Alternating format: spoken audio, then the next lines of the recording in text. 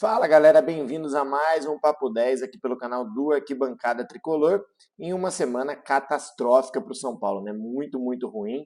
Desde o nosso último encontro aqui no sábado passado, o São Paulo entrou em campo 3 vezes, né? Contra o Red Bull Bragantino, uma derrota, contra a Inter de Limeira e o Velo Clube, 2 empates.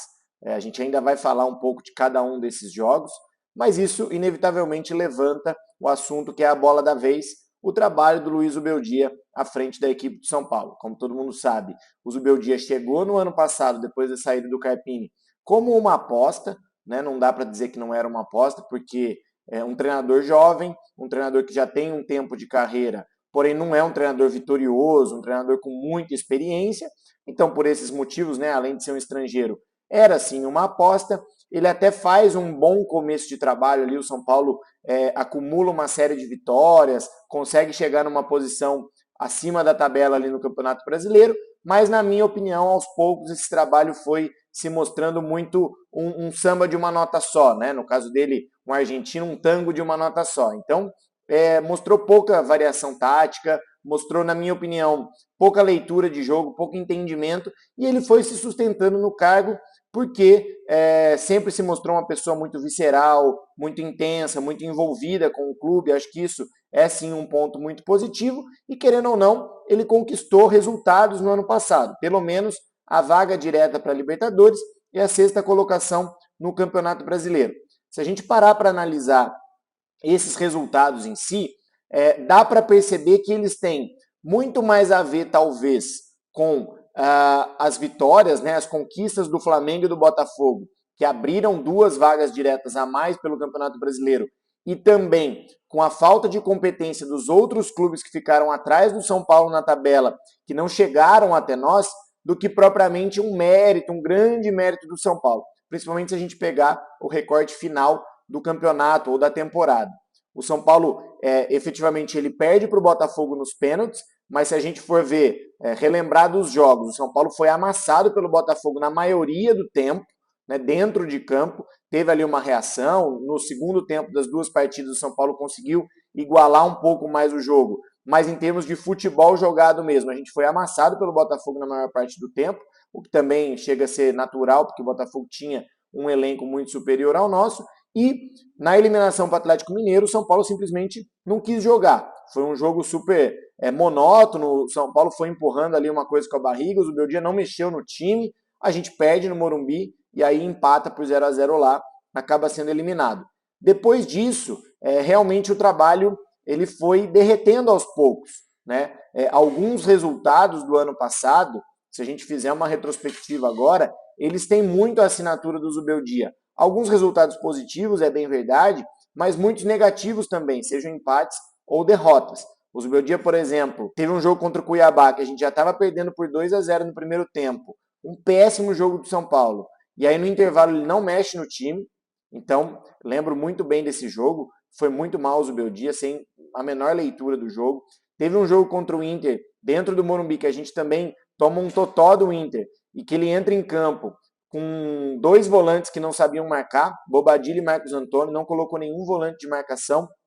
São Paulo abre o placar, mesmo assim ele não corrige, depois o Inter vira o jogo 3-1, mandando, praticamente comandando no jogo ali, o Alan Patrick totalmente livre, então também faltou leitura.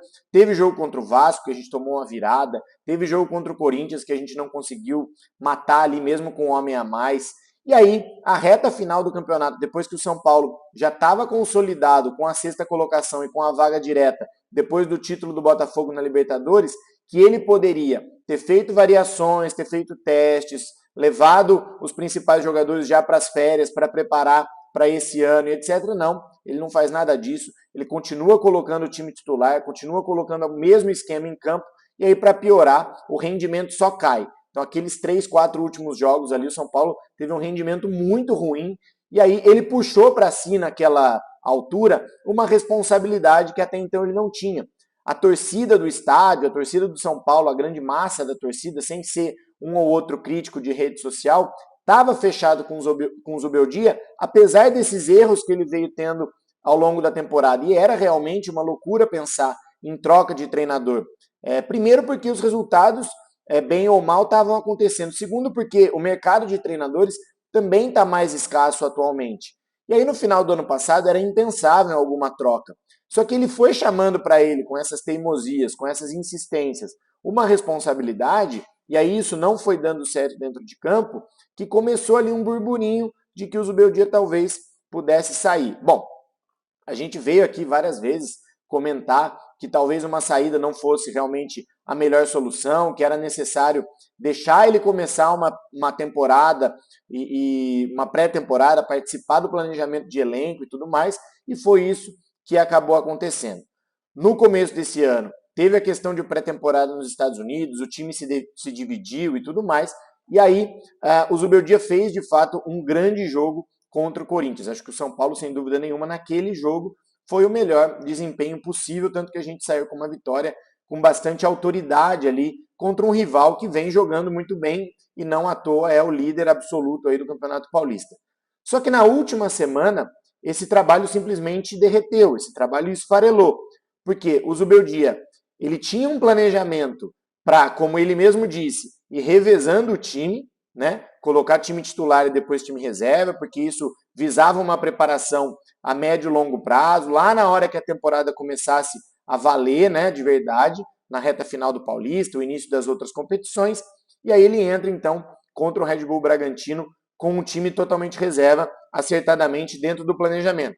Ele já tinha ido muito mal contra o Santos, e nós comentamos aqui que ele tira o Pablo Maia para colocar o Ferreirinha em um jogo que o São Paulo já estava sendo controlado, e aí ele perde completamente o domínio do jogo e o Santos ganha sem nenhuma dificuldade.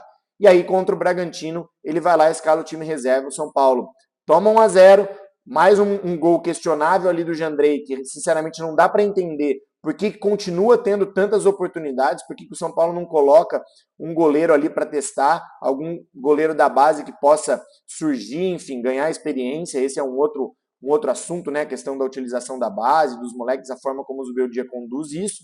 Mas o fato é que o São Paulo estava perdendo para o Bragantino, e aí, no último lance do primeiro tempo, eles têm um homem expulso, e a gente imagina o quê? Que o Zubeldia no intervalo vai fazer alguma substituição, vai para cima do Bragantino para buscar pelo menos um empate.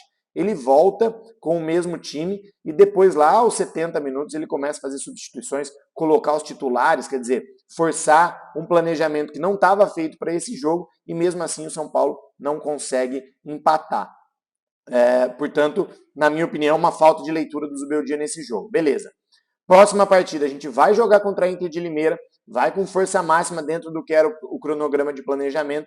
Mais uma vez o São Paulo fica com um homem a mais no final do primeiro tempo e mais uma vez o Zubeldia não tem leitura para já fazer uma substituição no intervalo e ir para cima da Inter de Limeira. A mesma Inter de Limeira que perdeu nessa semana para o Palmeiras dentro de casa por 3-0. Então, assim, faltou mais uma vez leitura, coragem, iniciativa do Zubeldia, jogando com o time titular, com um homem a mais por mais de 45 minutos de ir para cima da Inter de Limeira. O resultado, a gente conseguiu empatar com a Inter por 0-0. Não conseguiu fazer um gol na Inter, que também, assim como o Red Bull, era um time ali das lanternas ali do Campeonato Paulista, e mesmo jogando com titular e com um homem a mais, a gente não conseguiu fazer um gol na Inter de Limeira. Empate para o São Paulo.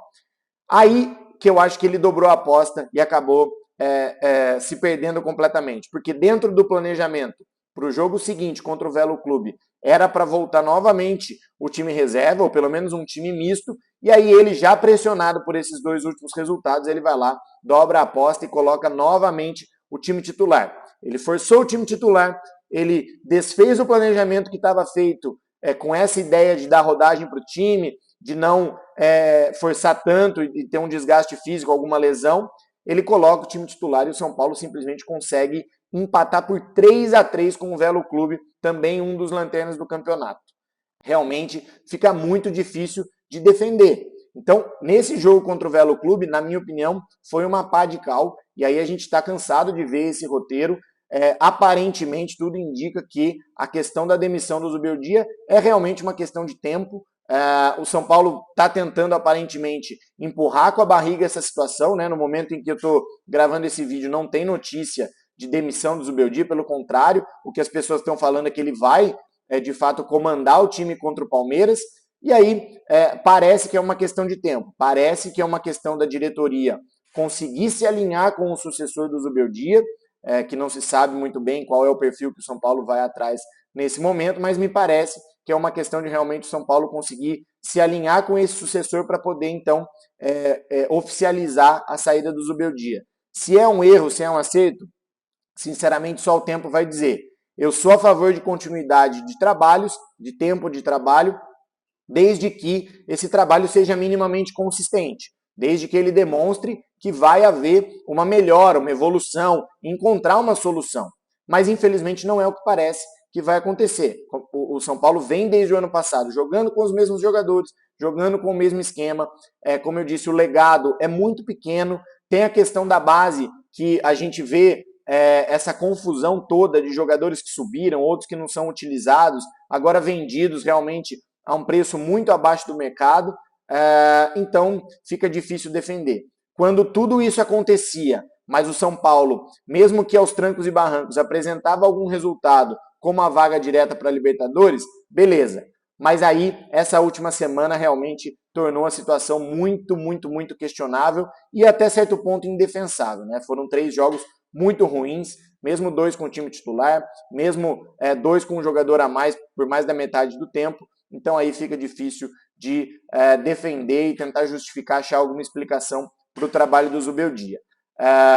Agora o São Paulo vai enfrentar o Palmeiras numa situação totalmente desfavorável, na casa deles, um jogo muito difícil. Eu acho que os jogadores vão ter um peso muito grande nesse jogo para chamar a responsabilidade para si e tentar dar uma resposta, empatando ou de repente até ganhando do Palmeiras. Difícil acreditar nisso por conta de fase, mas clássico é clássico. São Paulo sempre representa uma ameaça ali para o Palmeiras. É o time que na era Abel mais bate de frente com o Palmeiras, inclusive ganhando bastante deles em mata-mata e tudo mais. Clássico é clássico, vamos ver o que acontece, mas independentemente do resultado, eu acho que o São Paulo se colocou numa situação muito difícil, deve se classificar mais longe aí das primeiras posições gerais para poder decidir no Morumbi. Enfim, a gente começa mais uma temporada, assim como foi a temporada passada com o Carpini, derrapando, questionando o trabalho e muito provavelmente com uma mudança no comando técnico. Quando isso acontecer, quando for anunciado o sucessor, a gente vai ver se foi para melhor, se foi para pior, qual é o perfil que a diretoria do São Paulo vai decidir, mas, como eu disse, me parece que esse é o desfecho inevitável da era Zubeldia no comando do São Paulo. Bom, galera, bora ver então os próximos capítulos dessa história. Tomara que amanhã o São Paulo consiga entrar em campo contra o Palmeiras e dar algum resultado. E aí, eu agradeço vocês aí. Esse foi mais um Papo 10 aqui pelo canal do Arquibancada Tricolor. Tamo junto, um grande abraço.